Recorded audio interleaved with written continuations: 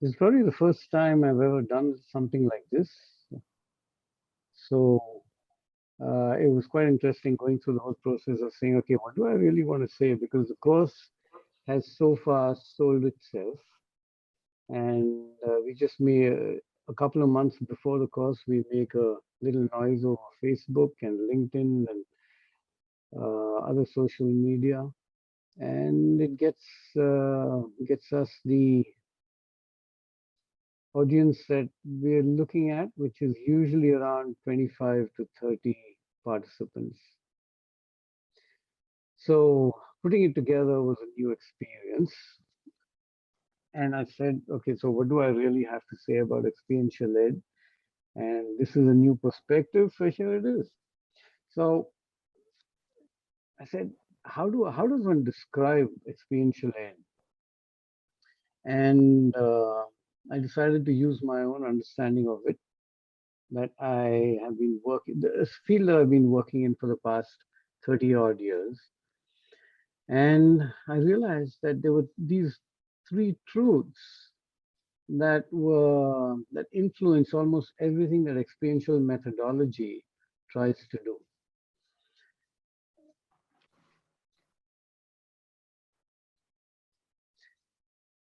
One is that the most time we will ever spend will be with ourselves. And I can make the connections now, but I think I'll just hold on. So think of what connection, what does that mean for us as from two points of view. One is the aspect of the educator, and the other is from the point of view of the uh, participant.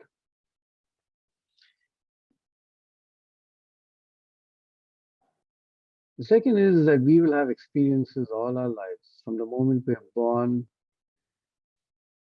till we let till our last breath.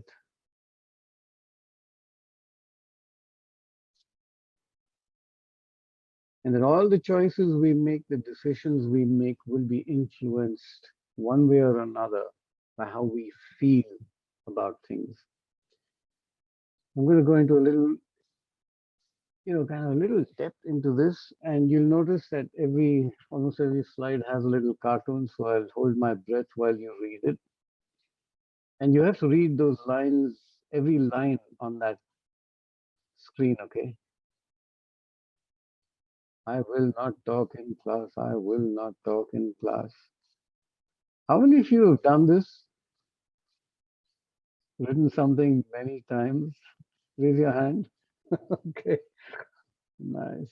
Oh, right. And I don't know whether you remember what it is that you wrote or what mistake was supposed to be corrected.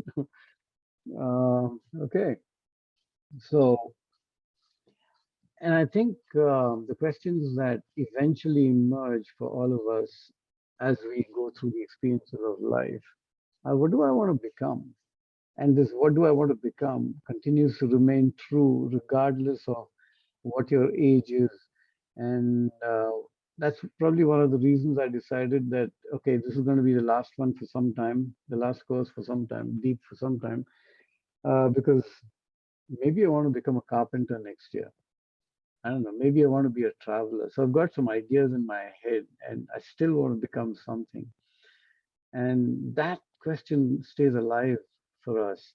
And somewhere in that question is also, um, influenced by how do I respond to my surroundings? Do I like the outdoors? Do I like classrooms? Do I like staying in bed? Do I like the garden? What things do I want to have around me? What do I like to do? And then there's this huge one. How do I measure myself? And this need to measure ourselves constantly in some way.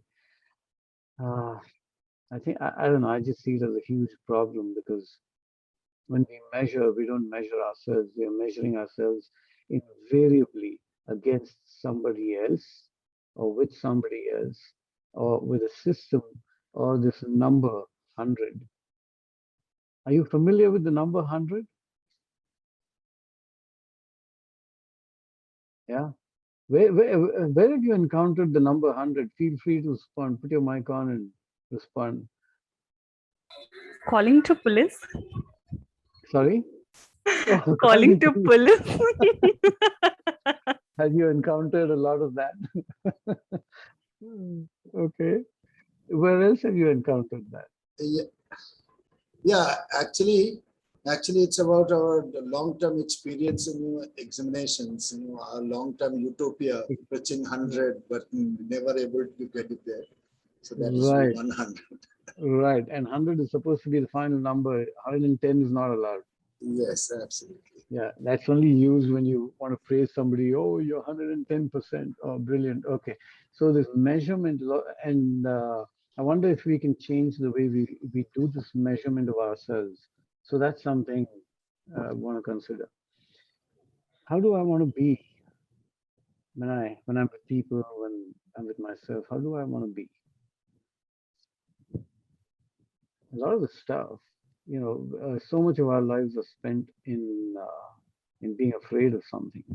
And half the times we don't know what we're afraid of, and discovering that.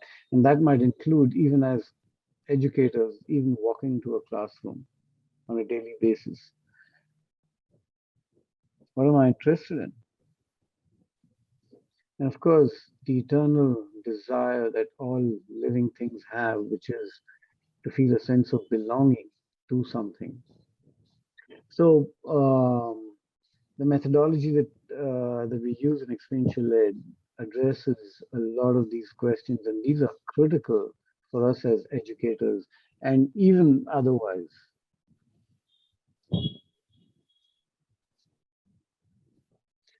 And I think the argument here is that we need to pay attention to who we are being and who we are becoming, and how do we do that.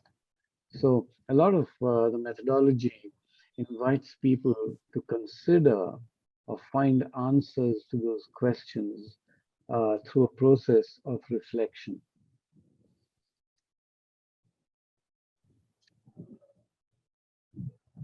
Yes, we're going to have experiences all our lives.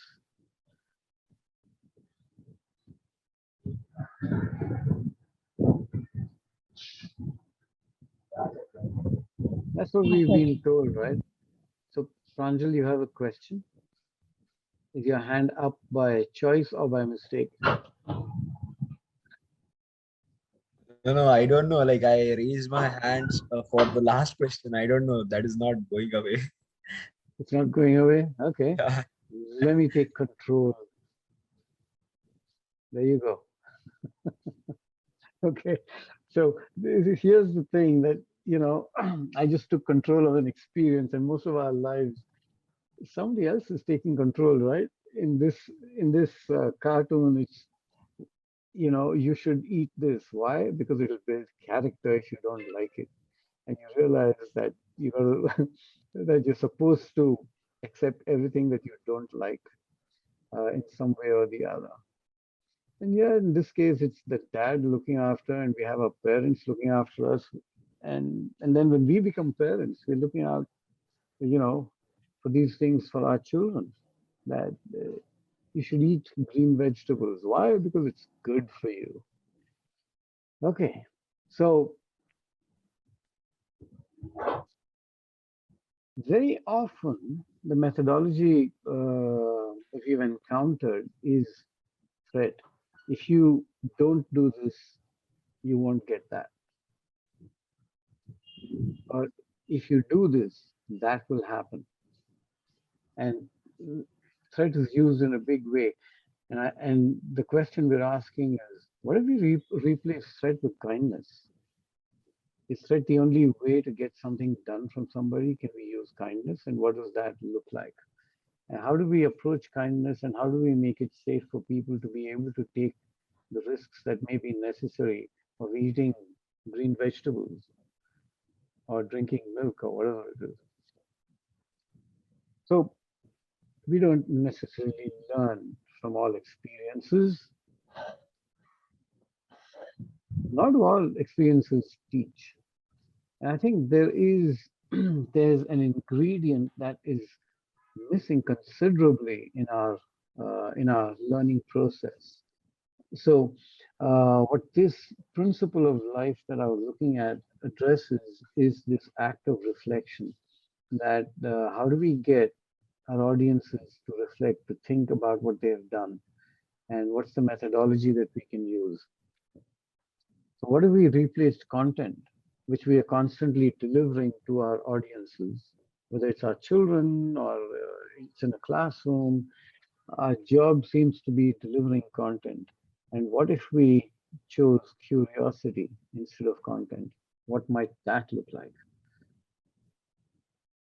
So, through the process that we have currently, uh, if you ask somebody, okay, you did something, and what have you learned?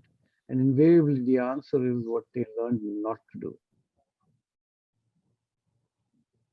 So, and how do we turn that around? Is there a way? A familiar face. So, Vishwal, yes, I'm sorry. Could you just be a little louder? I could. Is this better? Thank you. Uh, Is this any better? Let me just do the settings here. My audio settings.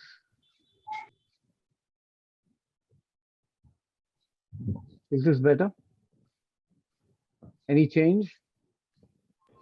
but when you say that, is it better? I can hear it clearly.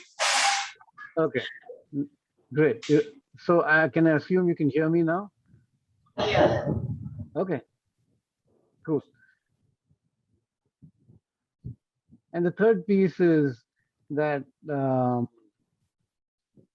everything that happens to us that we sense in our lives, our initial response is usually a feeling.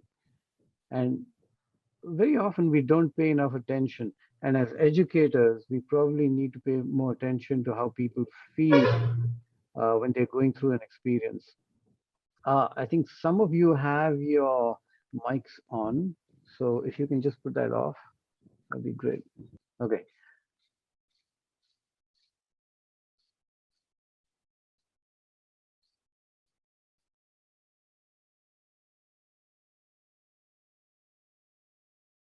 So the word here is meaningful, that very little of what's being done in the classroom today is meaningful. And when I say that, what I'm really saying is meaningful for the audience that we work with. Most children don't understand why they have to learn a squared plus b squared is equal to c squared. And uh, and sometime later, and they it as let's say Pythagoras theorem, but I mean, what's the context there? Why would you want to learn Pythagoras? Why would you want to learn physics and Newton's laws? Or why is grammar necessary to learn English? And I think these are all questions that are important, and unless those questions can be answered, um, it just we're just delivering content. The learning environment influences the way we learn, how we receive information. And many of us have this experience in classroom as we were growing up, that if we like the teacher, we like the subject.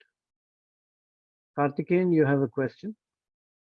Yes, just wanted to ask you about this aspect where uh, just knowing why we're doing what we're doing kind of helps in cementing the learning. It's what I read on the screen. My question there is that this why should that be a source of curiosity from the source, right? Imagining if I'm a teacher and if I go and drop 5 pointers on why we need to learn X, Y, Z, and the curiosity doesn't come from the learner, is it still the same? No, it isn't. Right. So I think one of the most powerful things I've read somewhere is teach me the way I learn.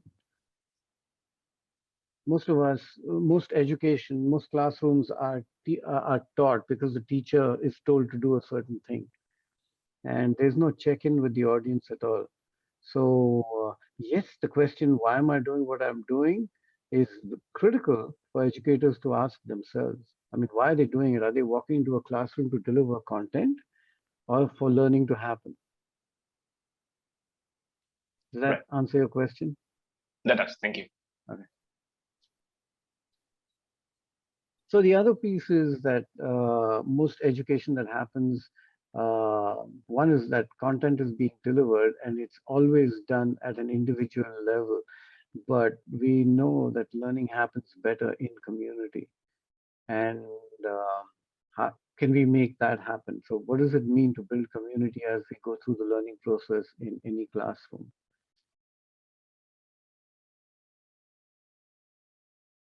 Would it make sense for the educator to make a connection with their audiences before content? Because, uh, I mean, for example, right now, you're listening to me. Don't you want to know something about me? Yeah. So here's that moment when you can ask me that question. You can ask me any question. Just put your digital hand up if you have a question and ask me, because you're going to suffer me for a long time if you join the course. What would you like to know?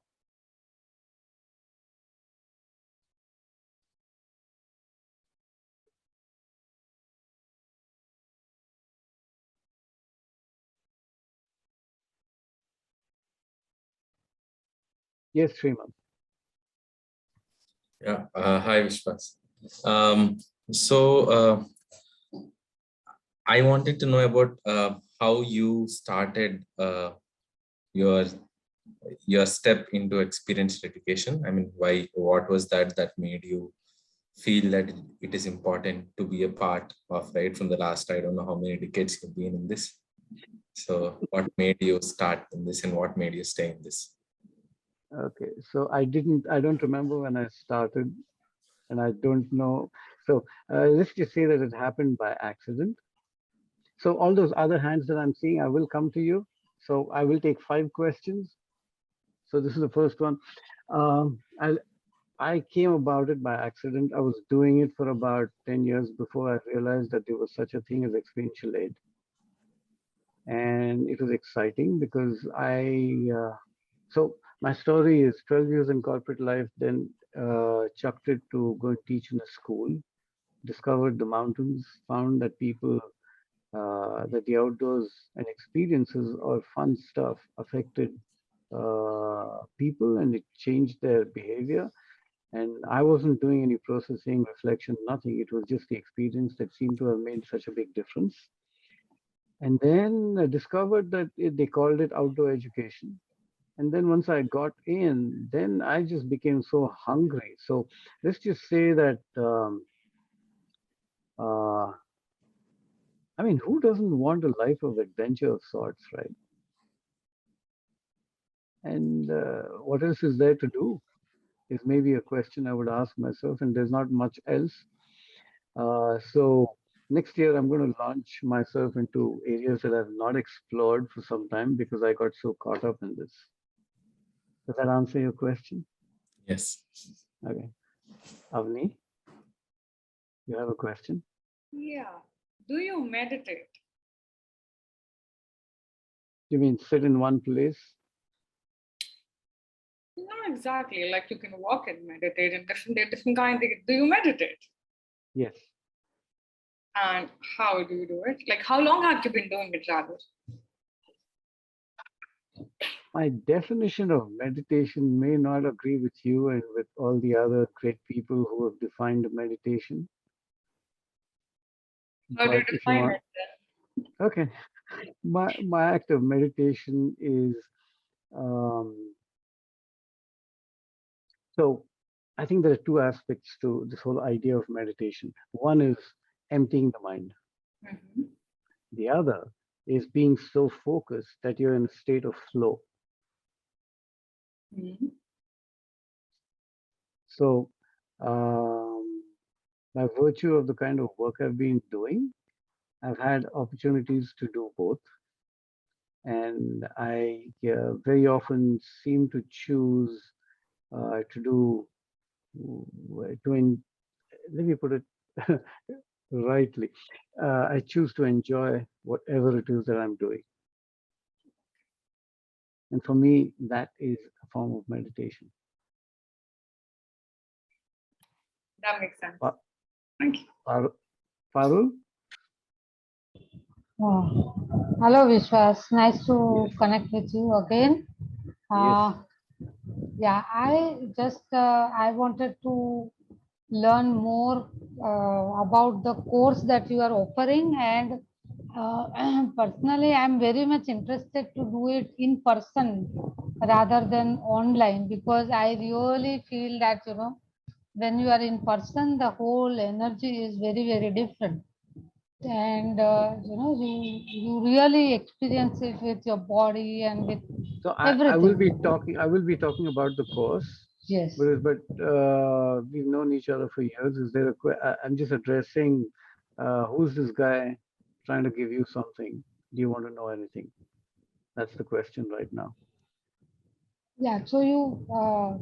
I will be explaining. I will be answering the question about the course very shortly. Okay. So then I'll wait for that. Thank you. Krishnendu?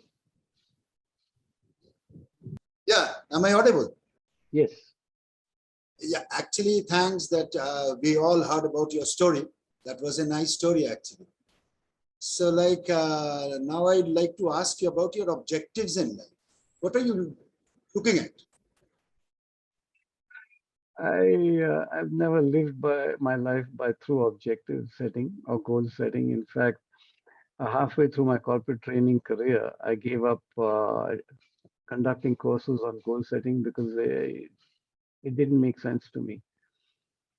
So, to answer that question, my current goal is to dive into the next deep, and that's as far as I can see. I'm very short-sighted. If you can allow me, actually, all positive mental attitude books and all, like, leaders would be telling about setting long-term goals and all those kind of stuff. So I would just like to ask you, when you would be contradicting this. So your logic on that, please. Yeah, sure. I don't think it works. You saw that cartoon, right? Where you have Calvin and Hobbes on that cart. You realize it only when you get there. And that's how it's always been for me. Did I plan on teaching a course in experiential ed? Never. Somebody just invited me and I said, oh, but damn, if there are people, I will do it. And I just did it, and it found a life of its own. And I've been doing it for 10 years now. And then a few weeks ago, I decided, okay, I think that's enough. And I need to do something more, something different, something else. And if you ask me, have I set a goal? Uh, it's as ah, vague as I will stay in experiential ed, but I will give it a new face, a new name, a new form, a new life. And that's pretty much it. And I don't know if that uh, I haven't set a date for when that will be achieved, but I just keep doing what I'm doing. So and honestly, I have not seen I have not seen a scenario in which somebody set a goal and reached it without pain, without angst, without anxiety, without blood pressure, high blood pressure, without palpitations, without stress. And hey, I don't want that. I hope I've answered your question. Yeah, thanks for your input. Thank you so much. Fareen. And last two. So Fareen and then Karthikeyan. Yeah, is my voice audible? Mm-hmm. Yeah, so my question is, जब हम education system की बात करते हैं, particularly in India culturally, हम Gurukul system से लेकर digital learning पे आ गए हैं, where today people are focusing more on experiential spaces for the children and teacher both. You being a trainer or, or whatever you say for you, the way you have been experiencing experiential learning, have you ever thought of what is going to be next? Did you ever Next, question yourself what is going to be next? next for whom? After experiential learning, what is going to be? Oh, For, I mean, decade wise, maybe, or maybe after some years, what do you think is going to be something new for the student and teachers? Have you ever thought of it?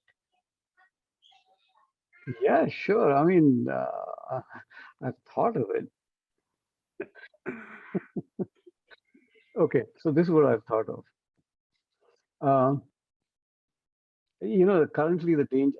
Are you referring to the NEP? It can be NAP, or it can be, Okay. basically if we see our culture or our tradition with regards Okay. to teaching processes, school Got it. development, everything. Yeah. So, to stay in the field of experiential ed and practice experiential methodologies in the classroom requires enormous courage.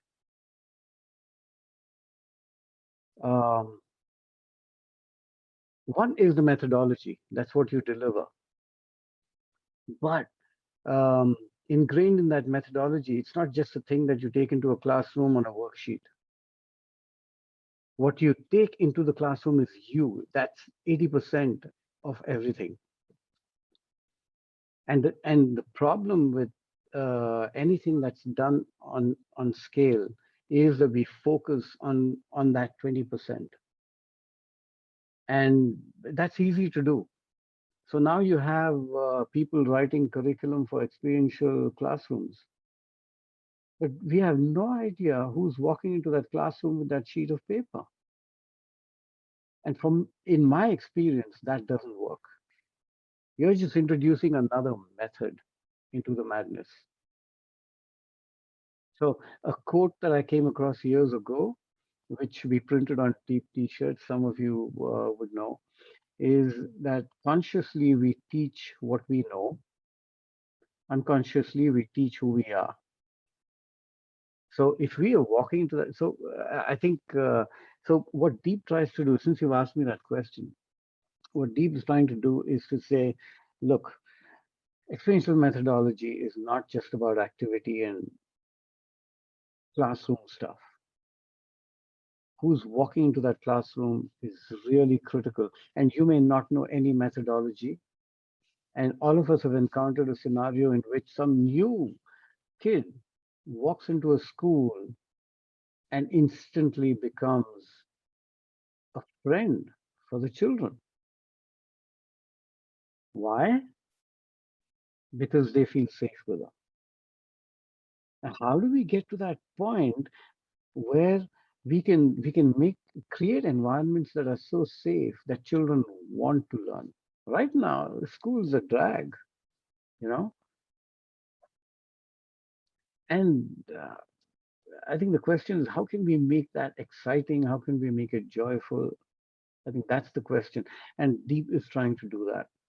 Is to say that, look, let's pay attention to us and what we do around us. Does that answer your question? Kind of. Okay. So very good. Karthikeyan, thank Yes. you. Last one. Hi. Yes. This question is for you. So the journey that you've come so far, it could not have been devoid of criticism and opinions from people around you in terms of what you're doing next and what you're doing currently. In sort of balancing the nurturer and the critic inside someone, at phases at times when we face adversity, how do you sort of balance them? How do you tell your critic, and what do you tell your critic, and how do you go on from there?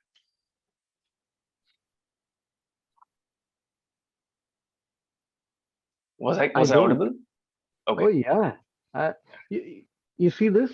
Can you read this? I can't read it. Do you know what those two lines are?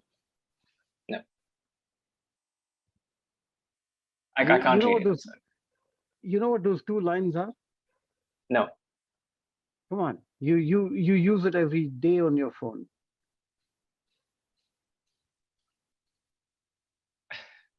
No clue. If you're playing music, Right. Pause. Oh, play, pause. Yeah. Yeah. Sorry. right? Yeah. Yeah. And I was just using the pause at that point because, I mean, how do I answer this question? I think answering that question, I can only answer it from today. Okay. Meaning, when I encounter critics, what do I say? Not much. I'm not trying to change their mind. I'm not trying to affect their opinion unless I'm asked. Is Karthikeyan there or is he? Yes. Yes. I'm there. Oh, okay. Yeah. So,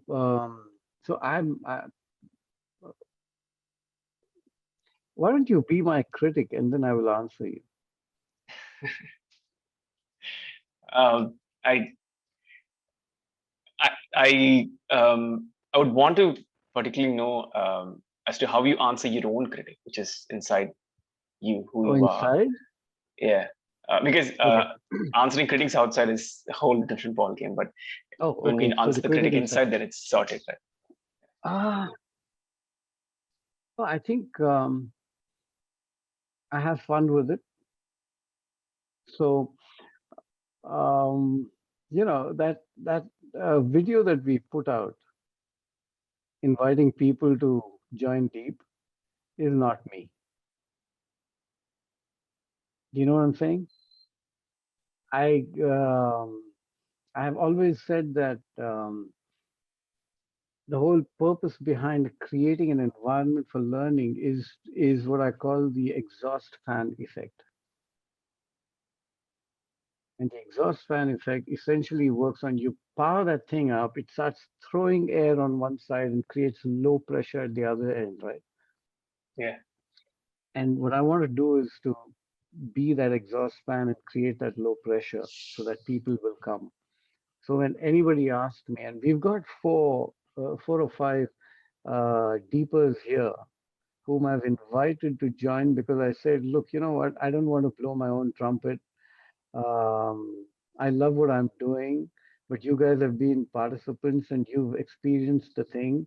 Some of them have experienced it in person, and some have experienced it like this on a 1 square foot screen. And you guys talk about it. But so the critic in me is saying, I'm just going to do what I want to do till I want to do it. And if Right. there are, and I've always said every year that if there are people, I will do it. And I don't know if there are going to be people this year, but you're there. And if it works out, it works out. If it doesn't, hey, I'm just going to move on. I don't suffer my critic too much. I think I enjoy my critic. Does that make sense? Interesting. That does. Yeah. Thank you. Great. So that's pretty much the story. Now, here is why I started DEEP. I've been in this field of outdoor ed and experiential ed, whatever you want to call it, okay? It's got different names, adventure education, outdoor education, experiential ed. The reason I started it, when I did start it, was that I felt that what people were referring to when they talked about outdoor ed and any of those terms was a bunch of activities that you take that you take people through. And you know what? That's the beauty of it, that you can't fail. You run an activity, you have fun, you have laughter, you have engagement, you have hands-on stuff, you have people moving. You can't fail. But how many of us know why we do it? We know the power of it, but we don't know why it's so. And we don't know how we can use it in a better way. Please, please erase. Somebody loves me, doesn't love me, I don't know, but that's fine. Okay, so I said, I think what we needed, what I thought was somebody came along and said, "You've been in this field for so long, why don't you teach it?" And I had no idea that that was even a possibility. So I started teaching it, and it began with teaching activities and how to process it. And that whole idea grew to a point where in a few years, I came to this place where I said, you know what, there's such a dearth and absence of knowledge in the field. And there's a reason. And the reason is that many of us don't know that there's a whole lot of literature available. And the truth also is that we do not have access to that literature because these books are published in the US or in the UK, and they're very expensive. So we don't even know what it is. We don't even know it exists. So I started bringing that. And I said, I want to share content. I want to share methodology. I want to share the reason behind doing something. So people would come, and many of them, very often during the in-person era, so to speak, were disappointed because they thought I was going to play games. And I was, but I was playing different kind of games. And so I designed a different course altogether, which I called Raccoon Circles. And I said, okay, you want to learn games? I will teach you 80 games in 2 days. And I started doing that. And when that got to, then that kind of had its own evolution. And they said, nah, but games is not enough. Can you teach us how to process this? And started moving in that direction. And I said, hey, you know what? Why don't we just consolidate all that? And so what I'm trying to share is the methodology. And you can take that methodology into a classroom, and you can take it into your life, and you can take it into your personal relationships, and you can take it into your conversation with the rickshaw driver and the bhajiwala and anybody you run into conflict with or don't have conflict with, and or want to create some conflict with. I don't know, man. But you can take it everywhere. So I'm not limited. So it's evolved. So today I have 4 people here who are from different batches over the years. And so if you're okay with it, this is not done to sell the course. Please understand this. This is people who've hung around and keep hanging around. And by the way, there's one thing about DEEP. Once you join, you're welcome anytime, again and again and again. So I'm going to invite 4 people from different walks of life uh, to say a few words. So guys, you know how it goes, right? Only 2 minutes. Vivek? Hey, can we stop sharing the screen, please? Yep. So Vivek and me go a long ways, and I have to say that it started with conflict, and serious conflict. So Vivek is back for some strange reason. You're welcome back, Vivek. Go ahead. What a great introduction to people. All right. So good evening, everybody. Glad to be here. While you were listening, I was taking my notes while I was supposed to listen to it. But I think every word you hear, those 2 words of being and becoming, it's magical. So what I'm going to share is one liner. I'm going to share what I got from the DEEP. I attended DEEP5, which used to be in person, I think back in 2015. So it's been 6 years. I know Vishwas. I had to wait for 3 years to attend DEEP since due to my corporate assignments in my personal life. I'm a coach. Somebody muted my video, whatever. Okay. So I'm an executive coach. I'm a corporate trainer because I do a lot of collaboration workshops, and I'm also a keynote speaker whenever COVID was not here. So a lot of chips on the shoulder before I attended DEEP. One of the big thing which happened in life is a couple of years ago, 11 of us ex-deepers, we went to Himalayas for a short trek. And one of the big learning I got is whatever experience I got in my personal life, one of the takeaway for me was, can I bring that mountain experience in the room? Yeah, she was a facilitator as a designer. And that mountain taught a lot many things, about life, about what can you do, about when do those to-do list work, what is your capacity, what is life offering, and things like that. 5 things typically I picked up from DEEP. Number one, while I used to do a lot of corporate trainers, but the whole idea about learning, right? What is possible, what is not possible, what is the environment people learn? I think that got shifted dramatically in my DEEP, and we did another workshop called Deeper. Second is really the designing intervention. I was not practicing experiential methodology a lot, but I think the way I facilitate classroom, including online, last 1.5 years, it's online live. I think the way I designed is totally different. Number 3, as Vishwas mentioned, there is a community called Deep Turbulence, guys like Chetan and all. I was really admiring young people asking questions. Like I'm reaching 50, but I couldn't ask questions what Avani was asking, man, very sharp people. So really want to give hats off young people, a lot of assertiveness, a lot of clarity in life, including that inner critic. I never come out with a question like that, right? So I think it's fortunate to be part of the community. Also, one of the big things for me, spent a lot of time in corporate, India and abroad, but I think ability to see people with kindness. I think that was a big gift. I'm going to share one experience and then I'll stop. There was one big intervention we designed in Lonavala for 80 people on the roads doing a lot many stuff. And at 4 o'clock, we were doing the concluding session and things went really bad, right? And I had taken Vishwasa's help and mentorship to design that workshop. He was traveling, he couldn't be there in Lonavala. And I was really mad. There are bad words for it. And I called him. He was on his way to Bombay airport and said, Vishwas, that will happen. What do you think I should do? And he just said, Vivek, look at what is a positive thing people have done.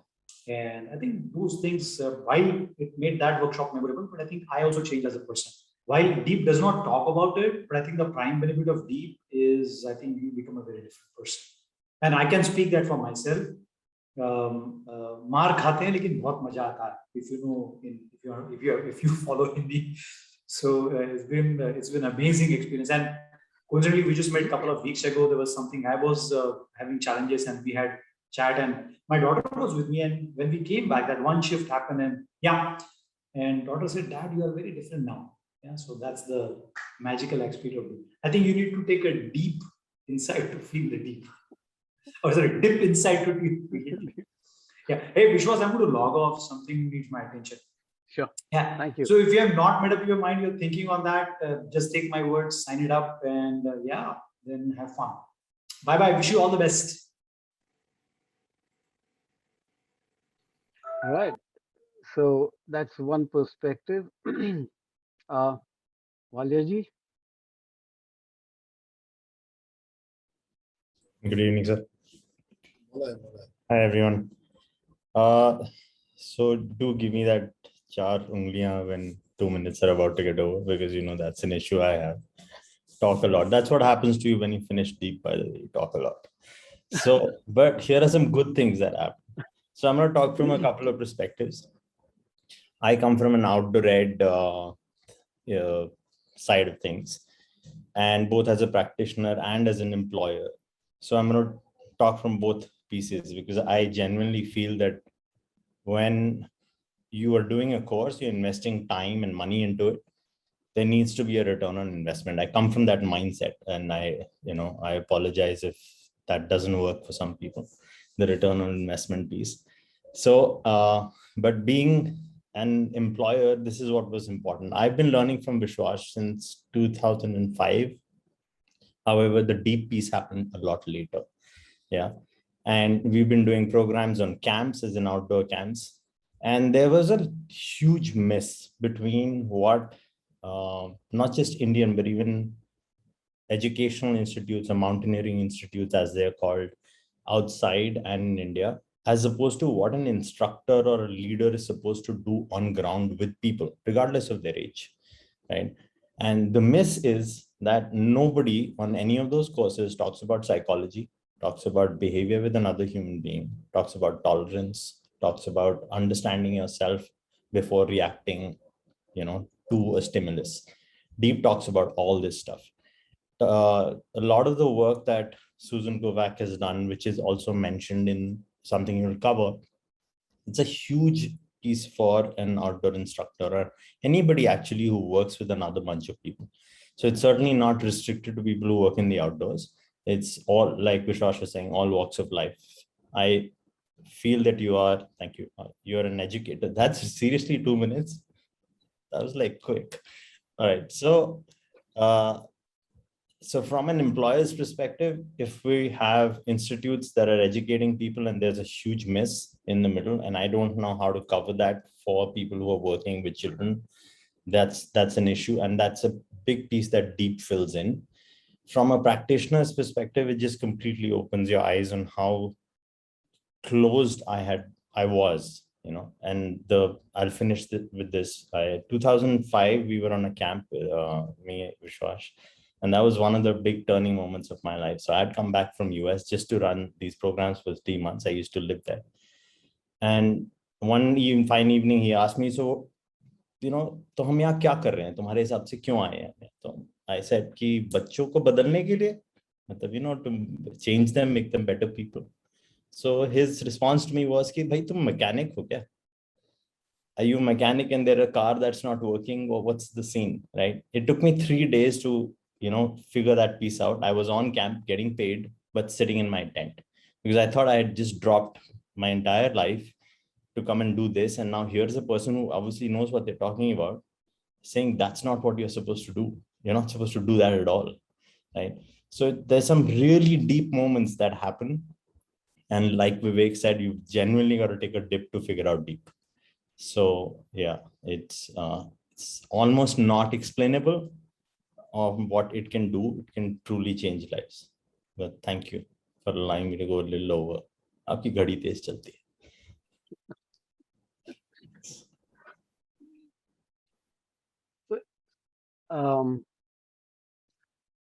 Akhil? Yeah. So hi, I'm Akhil, and I come from corporate as well as outdoor ed experience. So in fact, I participated in almost all the remote programs which has been conducted by ALI. So it's like I did E2Go as well as DEEP11. So my exposure with ALI goes as in the first 15 minutes, I was a bit judgmental about the courses, thinking, कुछ तो नया नहीं हो रहा है, ये तो रोज ही होता है. Okay, but it actually changed the outlook and my perspective in how I see things. And no doubt it was absolutely individualistic. So, but yes, experiential ed is too wide a process to expertise in a lifetime. So, but it helped me to go into the area to understand why I'm doing what I'm doing. So the whole course which I saw revolved around one single driver, which was curiosity. So the more curious you are, more deep you can go in. A few quick takeaways for me was that a lot of relationships improved for me, and I could just drop on a lot of baggages which I was carrying for a long time. So it certainly helped me to dive deeper in myself. So that's how I take it. See, I was asked a very small question, and I hope we all are just talking all along. So that's how you experience deep. That whenever you are asked a small question, you always end up answering long and longer. Okay, so that's how I have all the recommendations for deep, but I still would request all of you, if you at all join, read the articles, write the journals. It will help you find yourself in a much better way. And I'll still finish up with just another fact, which few of you might know it. The facilitator here is a witty and cunning old man, younger than any one of you can actually think. So he is ready to give it all, if and only if you seek for it. So welcome to the journey. Thanks. Thanks, Rakesh. Last one, Jahnavi. 2 minutes. Yeah, you guys talk so much, man. I have to put that timer on. Bull. No, I shouldn't be I shouldn't be bearing the brunt of it. I also need more time. So hello everyone. So I wasn't really sure, what to. I mean, there's so much to talk, and Vishwas just gave me 2 minutes, and I'm going to try and do justice to those 2 minutes. But anyway, so if for Akhil it was curiosity, one of my major takeaways from Deep was a concept which Vishwas talks about called 3 C's. And one of the part of 3 C's, one of the C's is consciousness. I mean, I don't know. So I wasn't sure like how to talk about Deep, just like others over here. There's just so much to talk about. So I decided to ask my brother. I've just come to my brother's place and my bhabhi, and I decided to ask them, do you see any difference in the way I parent my kid? So they will, and in the beginning, I was pretty much nervous. I was like already unke samne chilla rahi hu. जब वो खाना खाती है तब भी चिल्ला रही हूँ. I don't know what they're going to think. I mean, I'm not sure what the reaction is going to be, and I was quite surprised by the reactions. So my brother said, you don't yell at her that much. You calm down so much. And my bhabhi said, I can see a whole lot of change in you. I mean, my bhabhi is a doctor, and she's like, your anxiety around her, your insecurities around her have gone down to a great, great extent.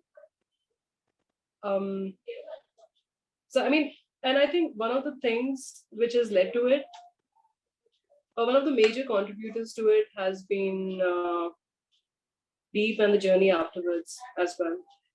We joined this community. I keep posing questions. Kabhi kabhi बहुत सारे खतरनाक questions भी पूछ लेती हूँ, but I think people are very patient with me. I guess, and they're very kind to me.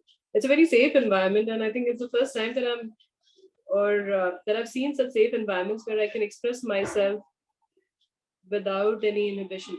And my curiosity to learn is let's say shown direction, is given. I get some answers, at least part of the answers, and I explore the other answers. And yeah, I would like to talk so much more, but then Vishwas is already raising his hand. So yeah, I mean, I don't know, if you do end up taking this journey, just engage yourself fully. Engage yourself in any way and every way that you can. You ask questions, you grill Vishwas, I think you'll end up being grilled. And even if you feel frustrated that he's not answering your questions, okay, just figure out your way to be there. And I don't know, I'm just learning to stay with discomfort, and it's been so valuable to me. So I'll just say all the best. Thanks, Vishwas. Thank you, Jahnavi. Okay, that's the end of the commercial break. And is there anything now? This is to any questions at all?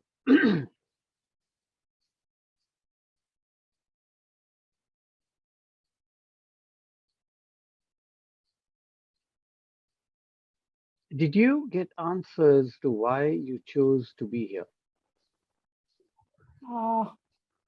Vishwas, I'm sorry. This is Parul.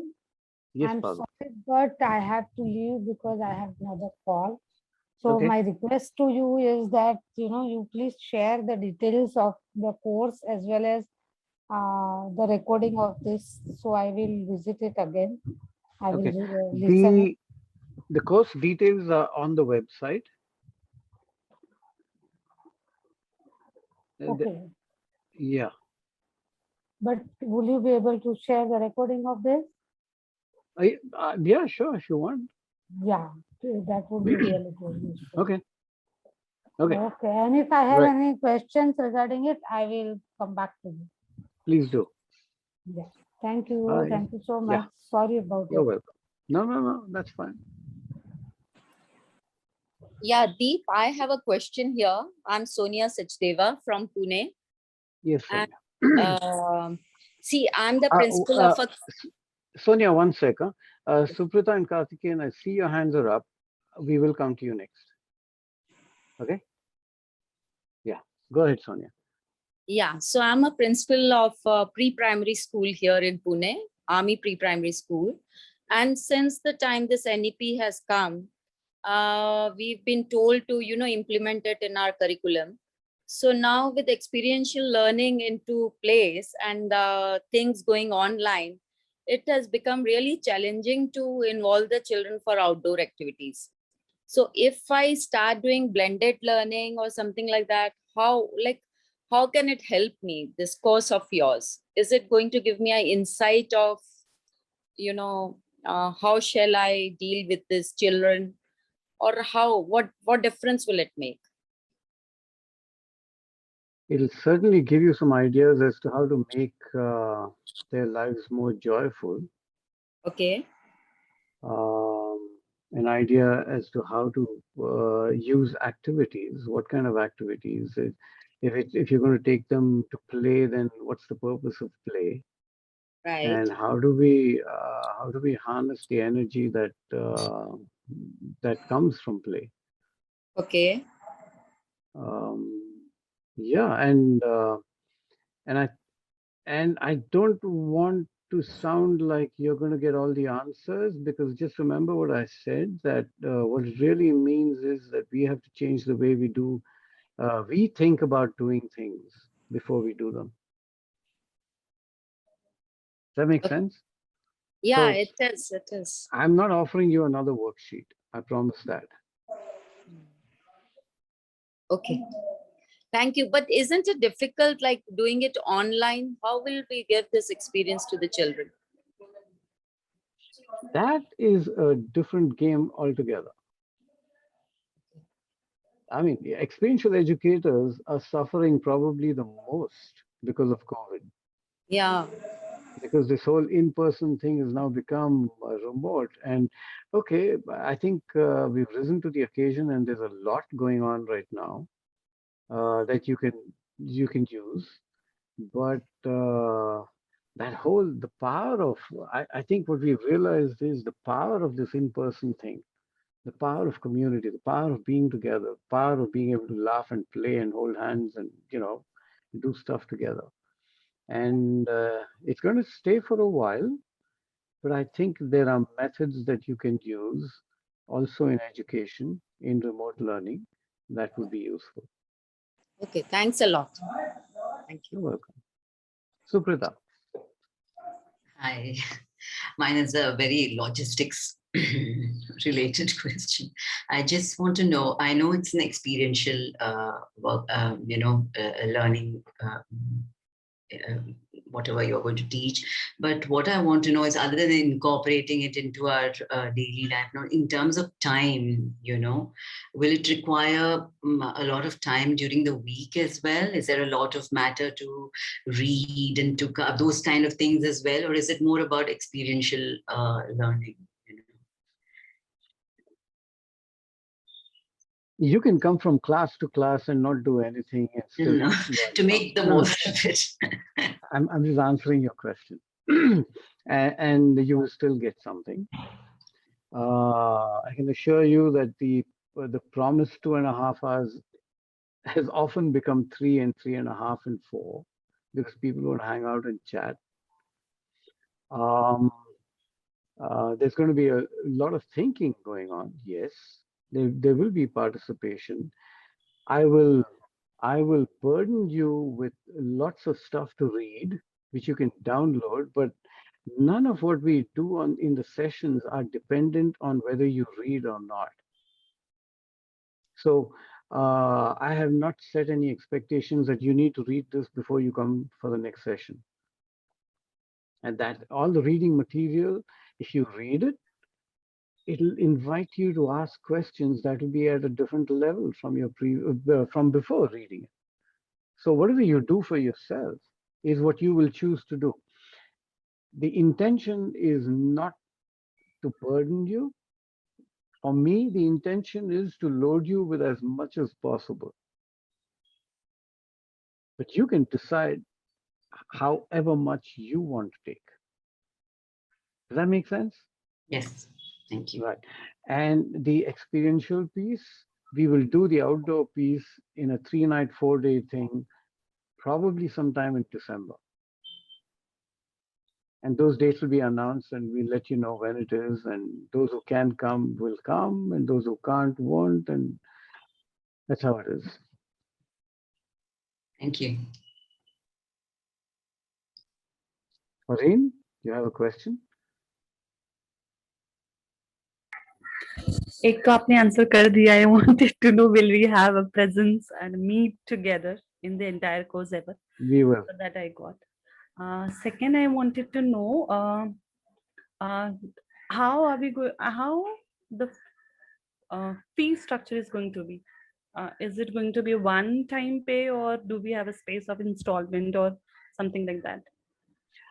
Well, if you have a credit card, you can get EMIs even on the website. If you click the link and you choose card, you have an EMI option.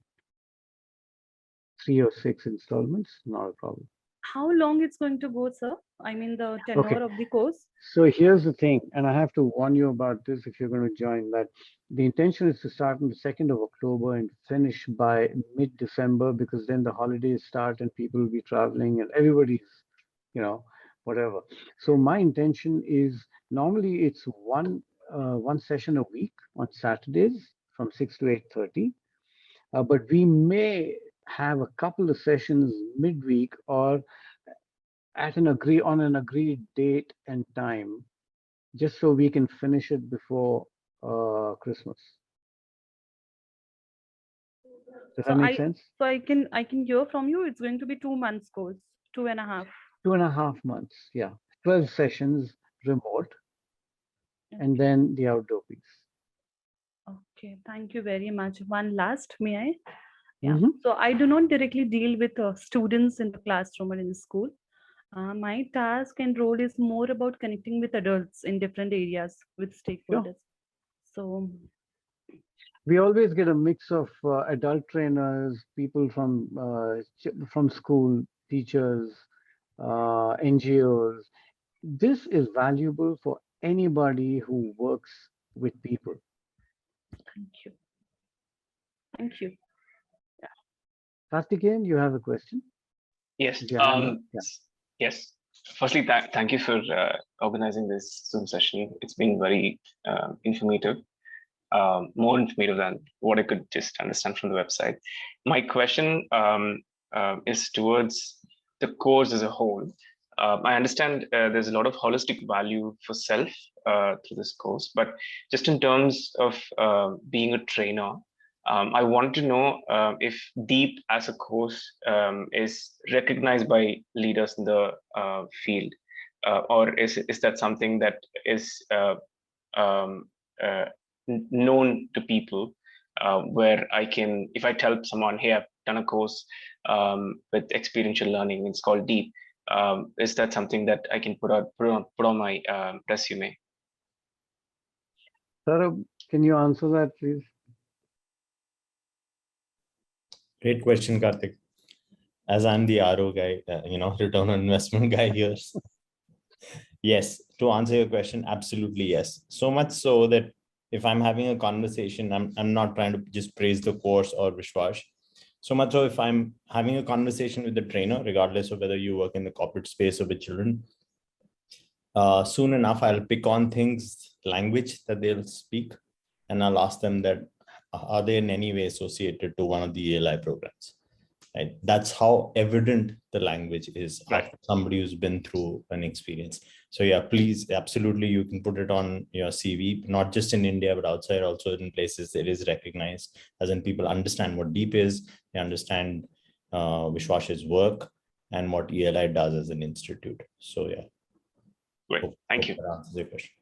But if you ask me if is it recognized by the government, because I've been asked that question before. No, I hope not. I hope not. Thank you, Vishwas. You're welcome. Yes, Samkit. Hi, Vishwas. Can you hear me? Yeah. Yeah. I have two questions, if you allow me. 1.5 is also all right. Yeah. Yeah. My first question is if you are joining course from outside India. So right now I'm in Australia, but I might come back around December time.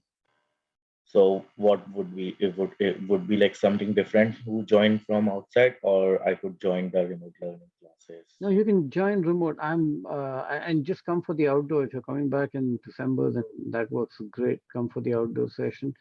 But everybody here, I'm guessing there's a whole bunch of people from, I live in Pune, and you probably didn't even know that, right? So it doesn't matter. These 12 sessions are remote, and the outdoor session will be in person. So not a problem. Yeah, and I would be able to access the remote session if I'm not in India or wherever. Yeah, it's fine. Correct. Yeah. And I think Sarab, is it New Zealand or Australia that was inviting DEEP students? I think one of your ex DEEP Manjul sent this thing. Yeah. Right. Okay. So, yeah. Manjul, so I don't need to say anything. Yeah. My second question is related with Sarab as well. Like so in outdoor ed, like this COVID times, this is like really bad for like outdoor ed, and not many outdoor ed work is there in experiential education.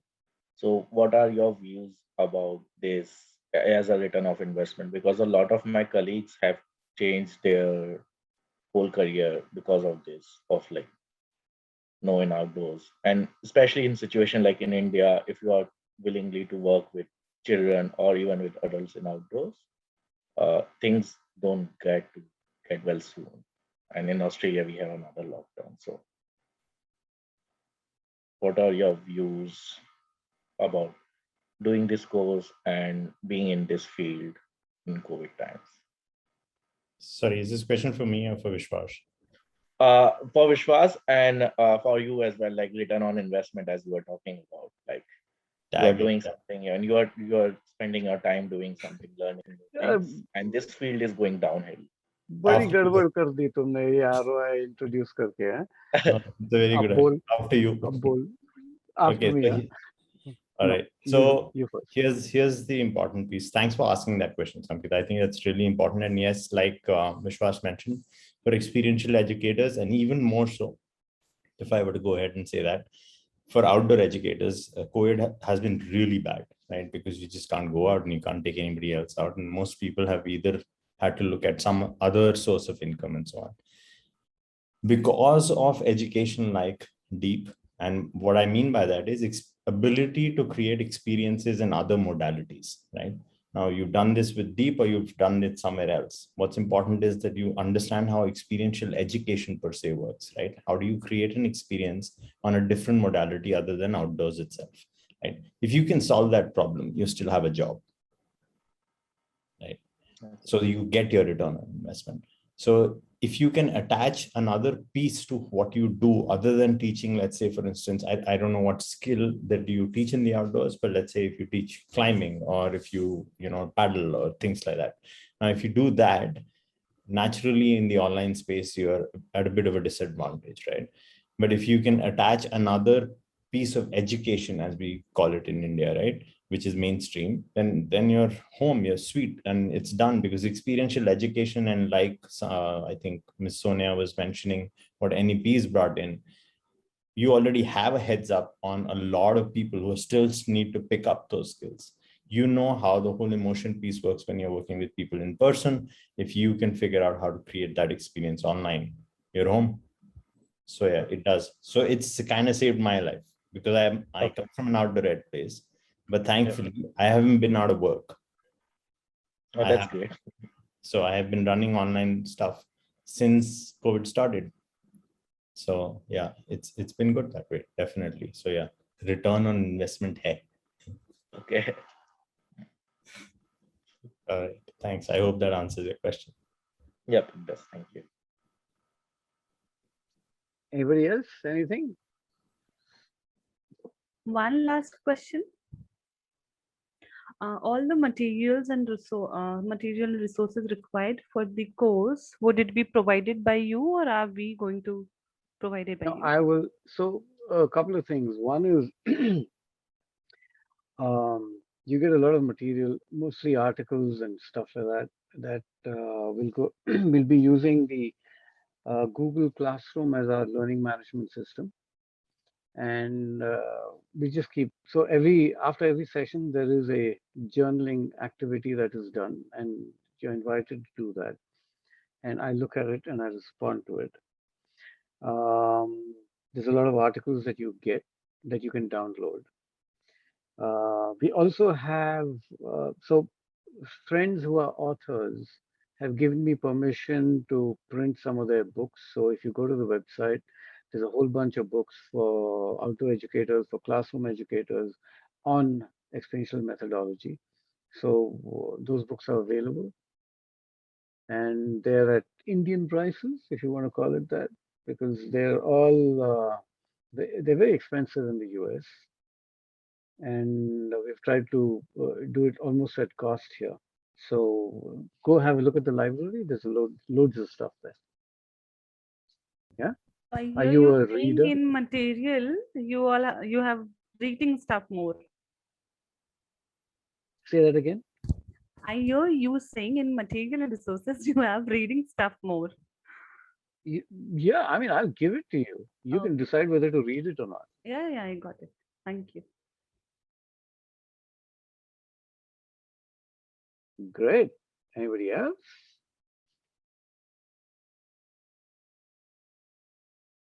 Okay. So thank you so much for being here. And maybe I'll see you again.